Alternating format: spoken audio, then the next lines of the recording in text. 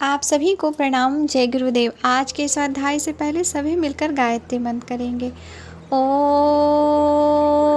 भूर्भुवः स्वः तत्सवितुर्वरेण्यं भर्गो देवस्य धीमहि धियो यो नः प्रचोदयात्। पिछले अध्ययन में हम सभी ने सुना मनुष्य के स्थूल जीवन ही नहीं, व्यवहारिक जीवन की सफलता और समुन्नति का आधार भी कुंडलिनी शक्ति ही है। आगे सुनेंगे, पांचों प्रकार की ज्ञान इंद्रियां भी बिजली के तारों की तरह इसी परम शक्ति से जुड़ गई है। इसलिए वह सूक्ष्म चेतना होने पर भी संकल्प रूप में आ गई है। चेतना होने के कारण चिति, जीने से जीव, मनन करने से मन और बोध प्राप्त कर लेने से चेतना को बुद्धि रूप में देखा जा सकता है। अहंकार रूप में उसे ही तुर्याष्टक कहते हैं। पर इन विभिन्न नामों का एक ही आधार है, चेतना। इस चेतना को, शक्तियों की मूलाधार शक्ति को ही कुंडलिनी कहा जाता है। ज्ञान और अनुभव के पांचों कोष बीज रूप से इसी में पाए जाते हैं। इसलिए कुंडलिनी शक्ति जागृत कर लेने वाला इंद्रियों को उसी तरह वश में कर लेता है जिस तरह लगाम लगे हुए घोड़े को वश में कर लिया जाता है। जिसने इंद्रियों को जीत लिया, संसार में उसे किसका भय। जो निर्भय हो गया वही विश्व विजेता हो गया। कुंडलिनी चिन्मयी, ज्ञान स्वरूपा एवं शक्ति का नाम है, जिसे योग संबंधी शास्त्रों में 3.5 कुंडल डाले सर्पिणी के रूप में अलंकारिक ढंग से वर्णित किया गया है।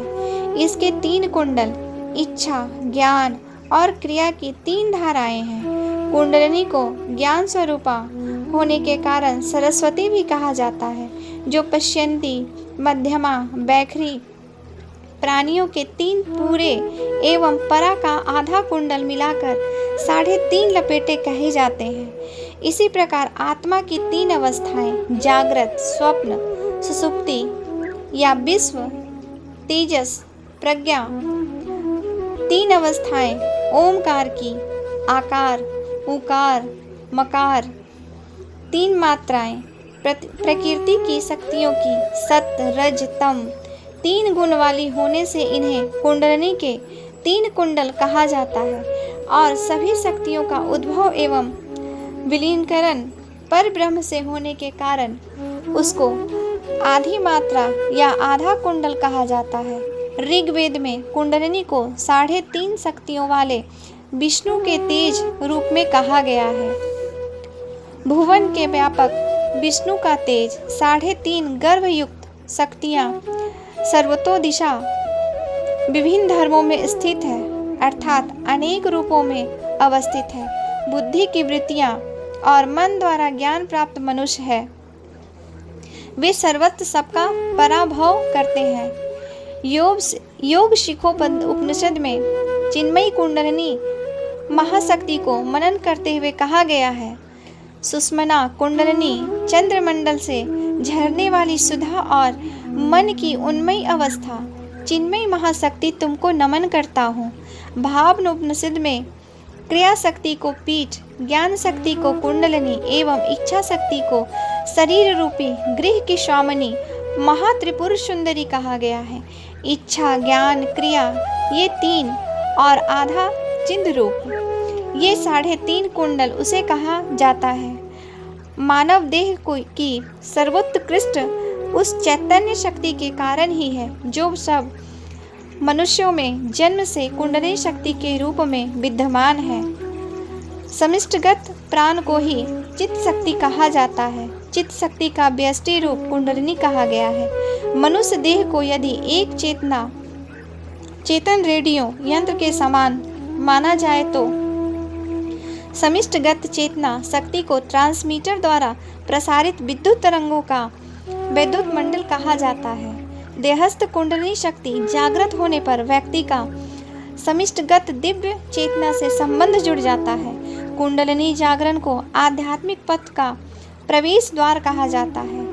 कठोपनिषद में यमाचार्य नचिकेता को जिस आत्म तत्व के बारे में बताते हैं, वह वस्तुतः कुंडलिनी का विवेचन है। जो देवतामय अदिति प्राण से उत्पन्न होती है, गुहा में प्रवेश करके स्थित हुई, वह सब प्राणियों में व्यक्त होती है, वही आत्म तत्व है। योग के द्वारा चेतना के विकास से अपनी मन स्थिति को बदलकर स्नायु संस्थान पर नियंत्रण कर लिया किया जा सकता है। योग अभ्यास, मुद्रा, बंध, प्राणवादी का प्रत्यक्ष भाव, अंतःस्रवी ग्रंथा और स्नायु संस्थान पर पड़ता है। व्यक्तिगत चेतना इससे विकसित होती है। परिष्कृत चेतना अपने प्रति स्वयं सजग होने लगती है। चेतना का यह परिवर्तन परिष्कार, प्रार्थना, जप आदि अन्य अभ्यासों से सने सने होता है, परंतु कुंडलिनी योग का श्रद्धापूर्वक अभ्यास उसमें शीघ्रता ला देता है। ध्यान की उच्चतम स्थिति, मन के अतिक्रमण की अवस्था में पहुंचने के लिए मन का नियंत्रण इस पर सुगम हो जाता है। कुंडलिनी योग शरीर चेतना के विभिन्न केंद्रों को जगाकर मन की शक्तियों के जागरण की प्रक्रिया है। चेतना के विभिन्न केंद्र मेरुदंड में अवस्थित शक्ति भंवर कहलाते हैं। एक एक चक्र की शक्तियां जागृत हो जाने से चेतना स्थिति में परिवर्तन उन्नयन हो जाता है। प्रथम चक्र मूलाधार से लेकर छठवें आज्ञा चक्र तक जागृत होने पर चेतना के स्तर में अंतर आ जाता है, मन का विस्तार होता है। अंत में अभ्यास करते करते मन के अतिक्रमण की अवस्था अर्थात कुंडलिनी जागरण की अवस्था आ पहुंचती है और साधक अपने को विराट चेतना में अनुभव करते हुए निहाल हो जाता है। कुंडलिनी को ज्ञान शक्ति, दैवी शक्ति, प्राण शक्ति का उद्गम या उच्च चेतना की कुंजी रूप शक्ति आदि कहा जाता है। आधुनिक मनोविज्ञान के शब्द में अचेतन मन की प्रसुप्त शक्ति को कुंडलिनी कहा जा सकता है। इसे सर्प शक्ति भी कहते हैं। हिंदू इसे देवी या शक्ति नाम से संबोधित करते हैं। पिछले अध्ययन में हम सभी ने सुना कुंडलिनी को ज्ञान शक्ति, दैवी शक्ति, प्राण शक्ति का उद्गम या उच्च चेतना की कुंजी रूप शक्ति आदि कहा जाता है। आधुनिक मनोवैज्ञानिक के शब्दों में अचेतन मन की प्रसुप्त शक्ति को कुंडलिनी कहा जाता है। इसे सर्प शक्ति भी कहते हैं। हिंदू इसे देवी या शक्ति नाम से संबोधित करते हैं। चीन में ची शक्ति, जापान में की शक्ति एवं अफ्रीका में नह ओमह इसी को कहते हैं। ईसाई संत तेरेसा ने भी कुंडलिनी शक्ति के अनुभवों को लिखा है। योगी लोग कुंडलिनी शक्ति का मार्ग शरीरस्थ केंद्र मूलाधार से सहस्त्रार तक मानते रहते हैं। आगे सुनेंगे। रीढ़ की हड्डी में 6 केंद्र को प्रमुख माना गया है। मूलाधार, स्वादिष्ठान, मणिपुर, अनहत, विशुद्ध और आज्ञा चक्र, ये 6 चक्र हैं। सप्तम सहस्त्रार को सभी चक्रों का नियंत्रण कहा जाता है। शरीर के बिंदु, भ्रूमध्य आदि अन्य चक्रों का कार्य प्रमुख षष्ठ चक्रों में ही आ जाता है। मूलाधार चक्र को कुंडलिनी का स्थान कहा जाता है। इसकी स्थिति मल मूत्र छिद्रों के मध्य गहर में होती है। इसका तत्व पृथ्वी है। दूसरा स्वादिष्ठान चक्र जननेंद्रियों से ऊपर की सीध में है। इसका अधिष्ठाता जल तत्व है। तीसरा मणिपुर चक्र नाभि की सीध में पीछे अवस्थित माना जाता है। इसका तत्व अग्नि है। इसे अग्नि चक्र भी कहते हैं। चौथा अनहत चक्र हृदय के पीछे स्थित है। इसका अधिष्ठाता वायु तत्व है। पांचवें आकाश तत्व के प्रतिनिधि विशुद्ध चक्र की स्थिति कंठ के पीछे है। छठा आज्ञा चक्र पीनियल ग्रंथि पर अवस्थित माना जाता है। यहाँ सब तत्वों का समन्वय है। इसको गुरु चक्र भी कहते हैं। अंतिम मस्तिष्क मध्य स्थित सहस्त्रार है, जहाँ कुंडलिनी का विश्व से मिलन हो जाता है। सुषुम्ना स्थिति ये चक्र स्थूल रूप में नहीं है, बल्कि सूक्ष्म शक्ति केंद्र है। आधुनिक वैज्ञानिक इन चक्रों को असीमित शक्तियों के भंडार मानते हैं, परंतु इनके जागरण का उपाय उनके पास नहीं है। ये आध्यात्मिक चक्र अनेक रहस्यों को छिपाए हुए है। सामान्यतः वे निष्क्रिय प्रसुप्त पड़े रहते हैं। आध्यात्मिक साधक इन असीम शक्ति चक्रों का उद्घाटन करना चाहता है। यह उद्घाटन कुंडलिनी जागरण से होता है। साधक को उस समय अपनी शक्तियों का अनुभव होने लगता है। अमेरिका के डॉक्टर ली सेनना ने कुंडलिनी शक्ति पर अनेक प्रयोग प्रशिक्षण किए हैं। उन्होंने अपनी पुस्तक कुंडलिनी साइकोसिस एंड ट्रेंसेंडेंस में कुंडलिनी जागरण की विधियों का भी उल्लेख किया है। व्यक्ति का चरित्र चिंतन उत्कृष्ट एवं कर्तव्य आदर्शवादी होते जाने पर उसकी अंतः शक्तियों का विकास स्वयं होने लगता है। कुंडलिनी जागरण से व्यक्ति की चेतना का स्तर ऊंचा उठता है। यह सूक्ष्म प्रक्रिया है। शरीर में स्थूल परिवर्तन नहीं होता, व्यक्तित्व में आमूलचूल परिवर्तन हो जाता है। व्यक्ति की चेतना का विस्तार होने लगता है। फिर वह संकीर्ण स्वार्थी ने रह नहीं सकता।